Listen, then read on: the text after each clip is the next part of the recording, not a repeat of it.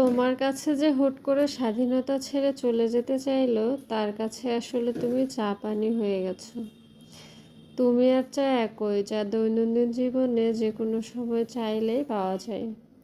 চাতে মাছি পড়লে যেমন চা ফেলে দেয় আমরা, তেমনি তুমি পুরনো বাসি হয়ে গেছো। ফেলাইয়া নতুন চা কফি খাওয়ার অভ্যাস হয়ে গেছে। তবে যার হুট করে তোমার থেকে স্বাধীন হওয়ার ইচ্ছা জাগে, তারে তুমি যাইতে দাও। চুপচাপ থাকো, চইলা যাইতে দাও। মন খারাপ করো না, বরং নিজেকে ঘি বানায় তোলো। চায়ে মাছি পড়লে মানুষ ফালাই দিতে পারে, কিন্তু মনে রাখবা, ঘিয়ে মাছি পড়লে কিন্তু মানুষ মাছিটা ফালায়, ঘি না।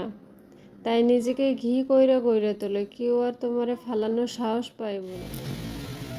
আমি তো আর সুইসাইড করার কথা ভাবি না। এখন আমি ভাবি কিভাবে মার্ডার করব, তার প্র্যাকটিস করছি, চায়ের মধ্যে বিস্কুটকে ডুবিয়ে।